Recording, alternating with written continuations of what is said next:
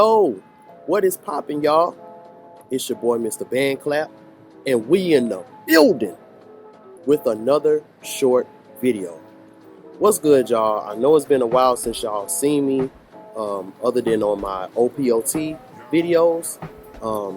It's because I've been super busy with work, doing a lot of shadow work, and also doing a lot of studying, which means all of that stuff is going to be coming to y'all. Everything that I learned that I feel like y'all need to know about. Hope y'all digging a new hat. Y'all mean. All right. So this video, I want to talk a little bit more about Lilith.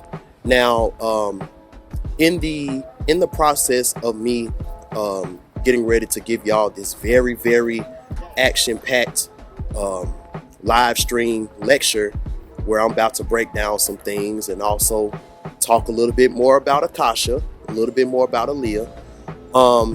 Y'all remember how Lilith was very, very important for her. And we already, if you checked out my 3-part series that I did about Aaliyah and Akasha, you will understand where her Lilith situation came in at.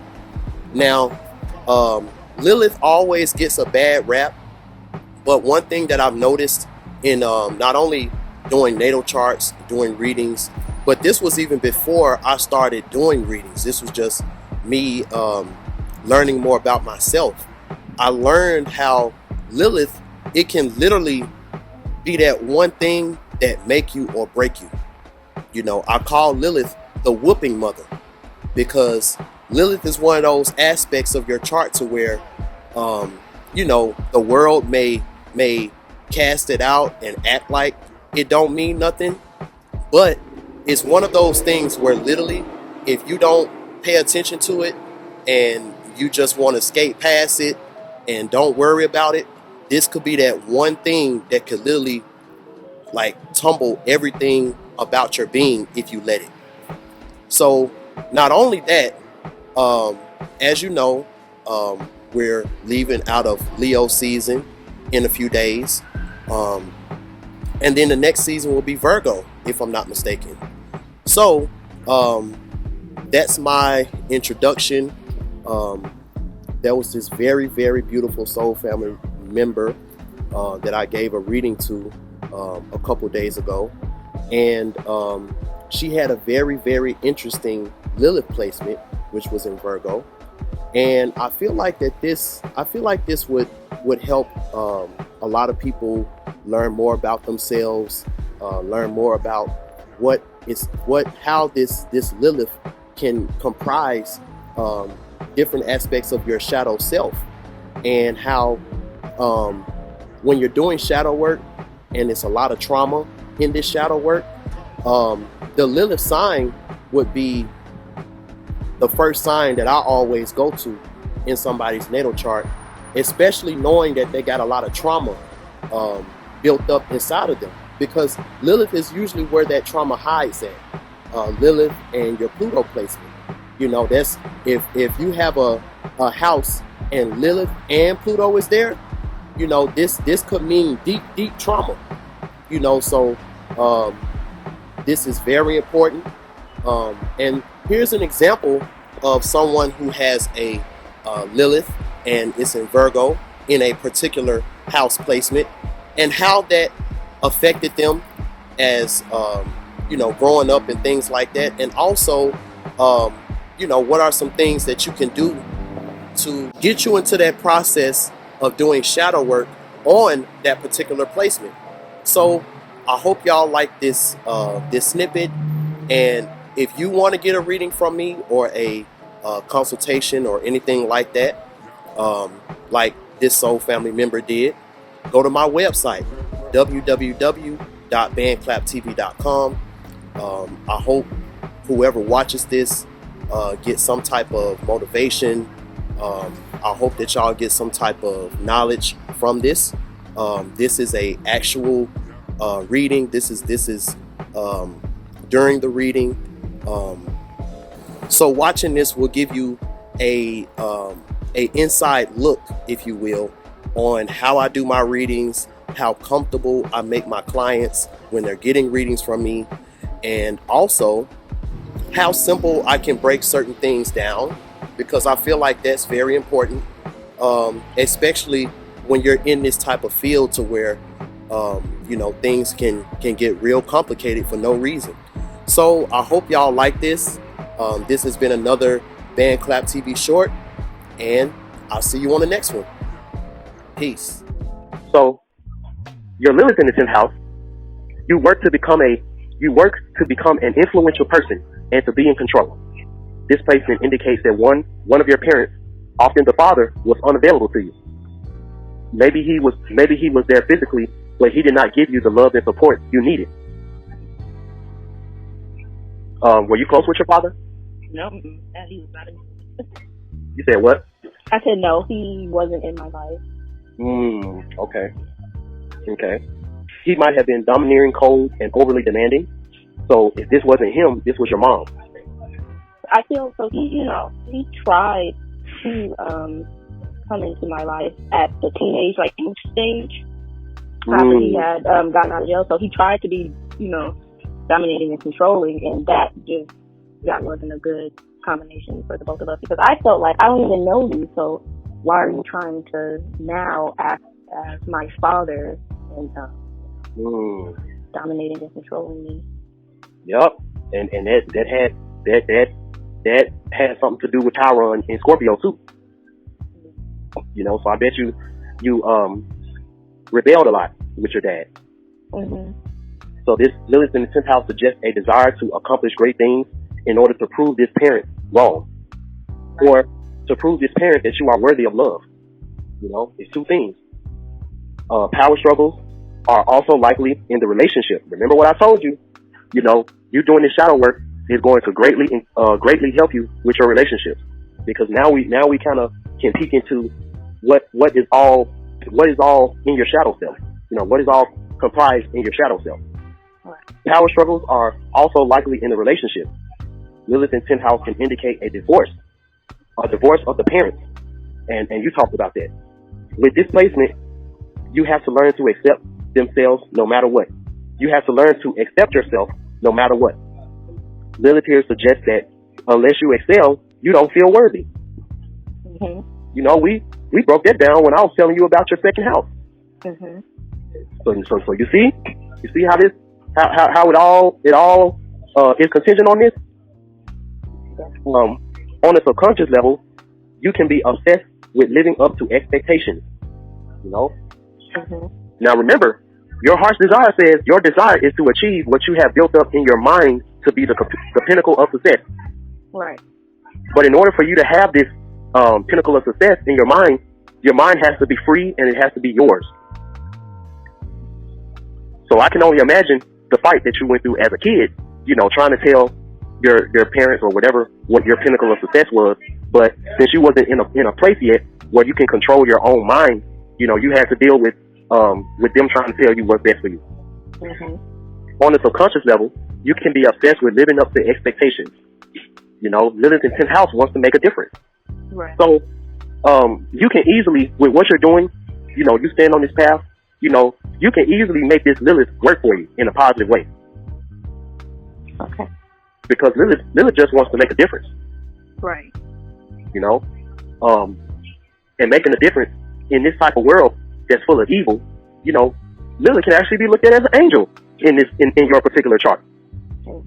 I'm shocked. Wow. Lilith can literally be used for your good. Like you tapping into those dark natures that you may have been told to not tap into. You being able to become one with that self is actually going to be more of a help to you. Right. to you specifically. You are driven and ambitious. You do not want to settle for mediocrity. It is important to you that you make an impact in the world. Power is important to you. Lilith in the 10th house works to become an influential person and to be in control. So that's very important. But your Lilith is in Virgo. So you want to make a difference. But to make a difference, you want to make a difference So you become an obsessive perfectionist who is very hypocritical about their hygiene. Wow. So this can explain a lot. Now, I think this is talking more about like the hidden sexual desires of Virgo and Lilith. Because it talks about in the bedroom, she is a sexual servant who enjoys degrading sex. However, this too can be a struggle because it's like you're trying to be innocent, but Lilith is everything but innocent. Right. So it's like you're trying to wait for that chance. You're trying to wait for that chance where you can just burst out of your Pokeball and be like, "It's me, here I am." So, with this being said, Lilith and Virgo can suffer from shame and repression. Yeah, definitely. That makes sense. Now as an adult, it's like I do feel repressed because I feel like ashamed in a way. I feel like ashamed of my sexuality because it's been there for so long. So in a way, it makes me want to like. I think Spirit wants to kind of regress into like being like it's weird, like being a child again and not knowing what that stuff is, because I don't have a moment where I didn't know what, like, you know, sexual stuff is. Like, it was just kind of like, you know, here I am a kid and I know what that is, and so my entire life, you know, there's never been no mystery, or I never like, ooh, like, you know. You didn't have that, Mom, where do babies come from? And then right, mom yeah. Said, oh, you know, it comes out of a store. And, you know, yeah, and with this, with Lilith and Virgo, and it's funny because, you know, listening to how a lot of innocent things, listening to how a lot of innocent things that we used to do as a child, how a lot of those things can end up being trauma if it's not explained properly as we grow up. Right. And I say that because even when I was younger, I had an uncle that was 3 years older than me, so I was kind of sheltered, you know, as a child. And the older he got, the more, you know, my mom and dad didn't really like me hanging around him, simply because since he was older and his parents were older, you know, he was able to do a lot more things that I couldn't do. Right. And you know, we in the hood, you know, we playing catch a girl, get a girl. You know, we playing hide and go get it, not hide and go seek. We playing hide and go get it. Right. You know, but all the way up till I would say 14, 15, maybe. I always thought sex just meant take off your clothes and kiss. That's what I thought sex was, just taking off your clothes and kiss. Okay. You know, so it was like, even in those situations where I had a girl in the bed and we would be humping, like, that's all we thought sex was. We just get in the bed, just start humping, and we get up and be like, okay, well, let's go outside and play tag. Like, right. You know. Right. Because those even because even with the movies, even, you know, sometimes you might end up watching a movie as a child and it might have a sex scene. You know, the sex scene, they ain't showing nothing, they just kissing. You know, they might be naked, but they just kissing. So even in the movies, when you look at sex, it's just, oh, they just got their clothes off and they're just kissing, they're just humping. Right. You know, it takes a specific situation to happen. It takes a specific situation to happen to you where, you know, like, you know, the penis gets hard and then you stick it inside the vagina and you thrust. Like something had to happen to you. Something had to experience, like you had to experience something for you to get to that point. Right. And when you're in an environment where it's like you're the only one that knows what sex is truly about, while everybody else is still on the, you know, taking off your clothes and kiss and humping, and it's something that you got introduced to at an early age, you know, it could give you a repression, or you could have been one of those girls that, you know, messing with the little boys in your class wasn't enough. Because you've already experienced this, so it's like you want to build more on what you experienced. Right. So you start going to older guys. You know, older guys that's had sex before. You know, so you can start experiencing it, and then if you keep on going, you know, you end up being that 13, 14-year-old, 15-year-old girl, and you got 18, 19-year-old dudes trying to get with you. Right. You know, so all of those nuances that comes with having sex, you know, you don't really feel that, you know, them endorphins, and you don't feel that satisfaction and all the stuff that normal people feel having regular sex. Right. So when you get older and you start watching porn and you start getting introduced to things like BDSM and, you know, stuff like that, then your mind starts to change. Like, wow, like now that's something that I've never experienced right there. Right. You know, and now in your mind, you're envisioning a guy that's gonna stick out again, the Aquarius in Venus. You know, you're trying to create this guy. You're trying to find this guy that's gonna stick out, that can do this to you. You know, the degrading sex. You know, the BDSM type of sex, because the regular sex, like, they don't do that to you no more. Like, you've already experienced that, you know, all those things as a child. So now, this is where the sexual shame and repression comes in at. You know, because you're in an environment where it's like, damn, like, should I tell him?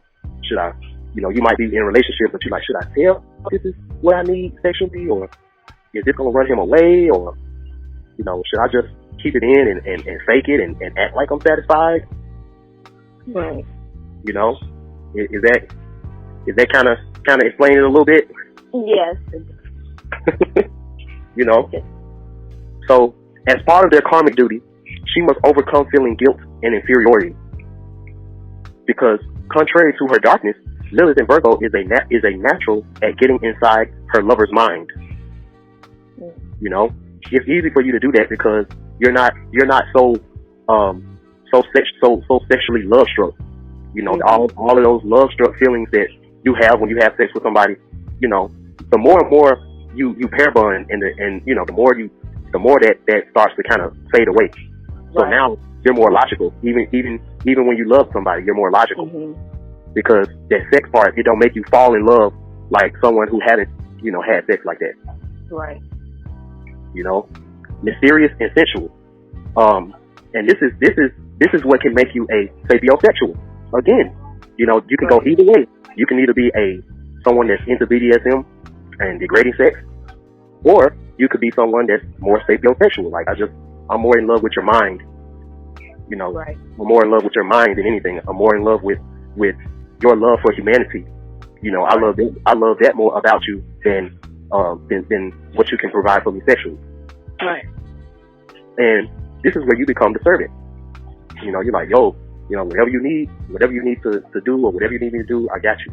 And you have to be able to figure out ways to get what you need as well. You know, you can't be afraid to have those conversations, because if you are, it's going to put a strain on any relationship. Right. She's at her best when she's behind closed doors. All right. All right, man. So you do got a hidden stallion. You're so silly. You a two-headed stallion. That's what you are. You're a two-headed stallion.